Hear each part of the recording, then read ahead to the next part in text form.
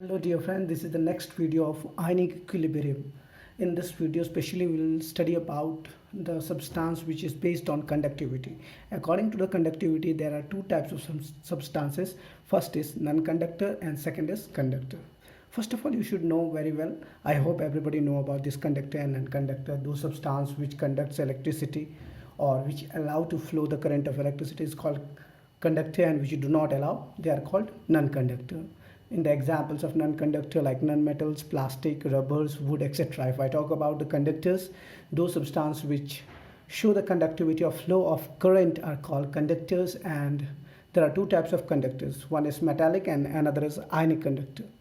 Metallic means the conductor which show the conductivity due to the motion of free electrons. Now question is here, what is the meaning of motion of free electrons? The meaning of motion of free electrons means, as for example, if I talk about just simple, I'm talking about sodium plus. So sodium is easily allowing its electron to flow, right? Similarly, magnesium 2 plus, similarly iron 3 plus. So the metals which allow the electrons to move or electrons to be motion of free electrons are called conductors or metallic conductors. And if I talk about the ionic conductors, those conductors which show conductivity due to the movement of free ions, and ions are in the free state in the solution of ionic compounds. On passing free current or on passing electric current through the solution, ions move toward the oppositely charged electrodes, that is the cation moves toward the cathode and the anion moves toward the anode. Due to this reason they are called cations and anions respectively. The current flow through the solution due to the movement of ions, and the movement of ions through the solution of electrolyte towards the oppositely charged electrodes. Remember dear students, you know very well what is cation, what is anion, what is cathode, what is anode, right? Cation means positive charge ions, anion means negative charge ions, cathode means negative electrodes, and anode means positive electrodes. So you know very well which ions move which side, right? Cation moves towards the cathode because cations are positive ions and cathode is negative electrodes, and anion moves towards the anode because anion is negative ions and anode is positive electrode. So that's why they move in any electrolyte solutions. Now let's talk about according to the strength of ionic compounds. Strength means power. According to the strength of ionic compounds, there are two types of electrolytes. One is strong electrolytes and another is weak electrolytes. So if I talk about the strong electrolytes, those ionic conductors which are completely ionized in the aqueous solution are called strong electrolytes. Means completely ionized means 100%. The degree of dissociation is 100%. Remember that one. So here strong acids like sulfuric acid, hydrochloric acid, nitric acid, HClO4 hydrochlorate, HBr, HI, these are the strong acids. If I talk about the strong base, NaOH, KOH, BaOH, Al2IC, SOH, RbOH, these are strong base. And all, if I talk about the salts like sodium chloride, potassium chloride, copper sulfate, so these are the strong electrolytes in which you have seen the strong acid, strong base and salt. If I talk about the weak electrolytes, those electrolytes which are partially ionized in aqueous solution are called weak electrolytes. Partially electrolytes means which is not having 100% dissociation. For weak electrolytes, the value of dissociation is less than 1. Remember, for strong electrolytes, the value of dissociation is equal to 1, and for weak electrolytes, it is less than 1. Okay, so in weak acid, you know, HCN, hydrocyanide, acetic acid, formic acid, carbonic acid, phosphoric acid, phosphate acid. So these all are boric acid. These all are, if I talk about now, so these are weak acids. And weak base, ammonium hydroxide, copper hydroxide, zinc hydroxide, iron hydroxide, aluminum hydroxide. So these are weak electrolytes. Now come to the point of Arrhenius concept. What Arrhenius said? Arrhenius had said, according to Arrhenius, when an electrolyte dissolves in water and it splits up into the two oppositely charged particles, cation and anions, and in an electrolyte solution, aqueous solution of electrolyte, total positive charge is equal to the total negative charge, then that solution is electrically neutral. In an electrolytic solution, the number of positive ions may or may not be equal to the number of negative ions. Means it is not a neutral solution. It can be also and it cannot be. And if I talk about the properties of an electrolytic solution, they are defined by its ions. Blue color of copper sulfate aqueous solution is due to copper 2 plus ion. that is dark blue color. When electric current is passed in aqueous solution of electrolyte, then cation shows migration towards the cathode, whereas anion shows migration towards the anode. When a weak electrolyte is dissolved in water, and equilibrium is set up between the unionized molecules and ionized molecules. This condition of the reversible ionic reaction is also known as ionic equilibrium. So you can see AB aqueous is A plus and B minus. So according to LMA, ionization constant is the concentration constant of the reactants by concentration constant of product, means here in the ionic concentration, like A plus and B minus upon AB. Now the most important thing in this whole ionic equilibrium is Ostwald dilution law. Very, very important. If you have heard this name, then you might be knowing about this Ostwald dilution law. Can you tell me what is Ostwald dilution law? Ostwald dilution law is applicable only for the weak electrolytes, as I have shown you that what is weak electrolytes. Now, according to the Ostwald dilution, when the solution of weak electrolyte is diluted, then the degree of ionization of solution is increased, and that is called dilution law. You know very well how to increase the dilution. In any concentrated acid, if you dissolve more and more aqueous or more and more water, then that acid will be converted into the weak acid. Similarly, in a weak electrolyte also, when we dilute it, then the degree of ionization of the solution will be increased, and that is called dilution law. So you can see here a compound AB is when dissociated into A plus and B minus. Earlier, the initial concentration was C of the reactant and product was 0, and after then the degree of ionization, as you can see here, it became Ca or C alpha, C minus C alpha. So according to LMA, ionization constant, the concentrations of the product ions upon the concentration of reactant. So similarly, you can see here that what is the ionization constant. When the ionization constant is less than 1, then 1 minus alpha is approximately equal to 1. K is equal to C alpha square, or alpha is equal to under root K by C. K is constant at constant temperature. Alpha is equal to 1 upon under root C, or C is inversely proportional to V, or alpha is directly proportional to V. Volume is equal to dilution. So here alpha is directly proportional to dilution by the dilution law. At the infinite dilution, the alpha is equal to 100. Thus, for the weak electrolytes, the degree of ionization is directly proportional to the square root of dilution, or inversely proportional to the square root of concentration. This law is known as Ostwald dilution law. What is this known as?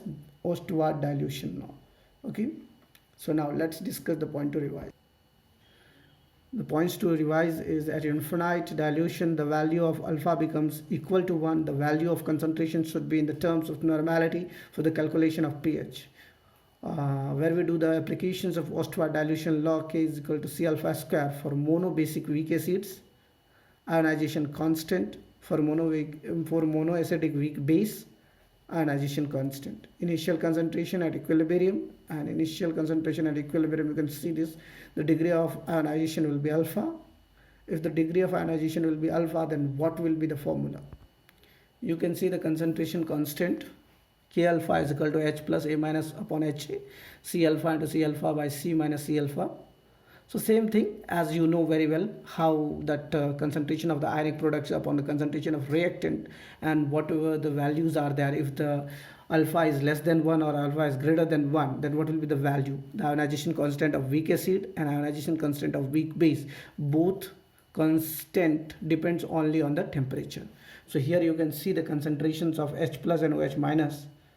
What will be the value of pH? pH is equal to minus log H plus, and POH is equal to minus log OH minus N. This is a very, very important formula. If you want to write this thing in your notebook, it's very nice that you must write these things in your notebook.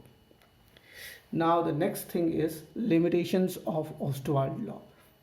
What are the limitations of Ostwald dilution law? It is not applicable for strong electrolytes. What are the factors affecting the value of degree of ionization? Temperature. On increasing the temperature, the ionization increases, so alpha increases because the dissociation is an endothermic process, and dilution is directly proportional to the volume, so the dilution increases, volume also increases. If I talk about the nature of electrolytes, strong electrolytes 100% dilutions, weak electrolytes less than 100% dilution. Nature of solvent: if the dielectric constant mu of the solvent increases, then the value of alpha also increases. You can see water D2O C6H6 CCl4. What is the value of mu? The mu value is 0 only in carbon tetrachloride, right? Now if you mix the ions, then what will be the common effect? Common ion effect and odd ion effect. Very, very important thing. Common ion effect and odd ion effect. When a strong electrolyte is having a common ion that is mixed with the weak electrolyte, then the degree of ionization of weak electrolyte is decreased. This effect is called common ion effect. And when a strong electrolyte having an odd ion which is mixed with the weak electrolyte, then the degree of ionization of weak electrolyte is increased, and this effect is called odd ion effect. You can see the examples of common ion and odd ion. Acetic acid CH3COH, it will be dissociated into H plus and CH3CO minus, and on mixing it will become sodium ethanoate, and after mixing if you dissociate then it will become sodium plus and ethanoate minus. And in odd ion, acetic acid will be converted as a acetate ion and hydrogen plus. On mixing sodium hydroxide Na plus OH, that H plus and OH will become water and sodium ethanoate will be the formation. So the question is the differentiation between the common ion effect and odd ion effect. You can see especially they are mixing in the electrolyte and the degree of ionization of weak electrolyte is decreased and degree of weak electrolyte is increased. In odd ion it is increased and in common ion it is decreased. That is the main difference. Now let's talk about the explanation of water. Nature of water is neutral because you know very well the pH value of water is 7, right? H plus and OH minus, that is 10 to the power minus 7 molarity. So pH is equal to 7 at 25 degrees Celsius. POH is also 7. pH is equal to POH. Now the number of H2O molecules in 1 liter water is 1000 upon 18, that is 55.5 moles. Molar concentration of water is 55.5 mole per liter.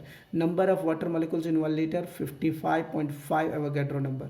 Concentration of H plus and OH minus ion in 1 liter, that is 10 to the power minus 7 in both H plus also and OH minus. Number of H plus and OH minus ion in 1 liter, yes, that is 10 to the power minus 7 Avogadro number in both, either in H plus or OH minus. In water, the number of H2O molecules, number of H plus ion, that is 55.5 Avogadro number upon 10 to the power minus 7 into Avogadro number, that is 55.5 into 10 to the power 7 raised to 1. Because Avogadro number you know very well, that will be raised to 1. So here 1 H plus ion is obtained from 55.5 into 10 to the power 7 H2O molecules. Degree of ionization of water according to the Ostwald dilution you know very well. So the alpha value will be 10 to the power minus 7 upon 55.5, that is 1.8 into 10 to the power minus 9. Hence water is a weak, very weak electrolyte. Now ionization constant of water, you can see H plus OH minus upon H2O, that is 10 to the power minus 7 into 10 to the power minus 7 upon 55.5. The value of K is equal to 1.8 into 10 to the power minus 16. If I talk about the water, if an ionic product, then Kw, so K is equal to H plus into OH minus upon H2O, and K into H2O is equal to H plus into OH minus. Since the dissociation takes place to a very small extent, H2O may be regarded as constant. So the product KH2O gives another constant which designated as a Kw. So Kw is equal to H plus OH minus. At 25 degrees Celsius, Kw is equal to 10 to the power minus 7 into 10 to the power minus 7, that is 10 to the power minus 14. KH2O, Kw is greater than K, always. You can see the formations of water. Now relationship between the pH and OH. Kw is equal to H plus and OH minus. Taking log both the sides, minus log Kw is equal to minus log H plus minus log OH minus. So pKw is equal to pH plus POH minus. Nature of water, pH is equal to POH, pKw is equal to pH plus pH, 2pH is equal to 2pKw, pH is equal to pKw upon 2. So remember pH is equal to POH, that is pKw upon 2. 25 degrees Celsius, Kw is equal to 10 to the power minus 14, or pKw is equal to 14. So pH plus POH is equal to 14, pH is equal to POH, that is equal to 7. Effect of temperature, ionization of water is endothermic process. So increasing the temperature, the dissociation increases, or H plus and OH minus ionization increases. As the H plus and OH minus increases, the Kw will be also increased, means pH decreases or POH decreases. So if you increase the temperature, the degree of dissociation will be increased. Either if you take 25 degrees Celsius or 90 degrees Celsius, you can see the parameters. In this, only one point to revise, that is on increasing the temperature both H plus and OH minus increases equally, so water remains neutral. Both the neutral pH changes from 7 to 6 at 90 degrees Celsius. That's all for today. Thank you very much. Don't forget to like and subscribe the channel. That's all for today.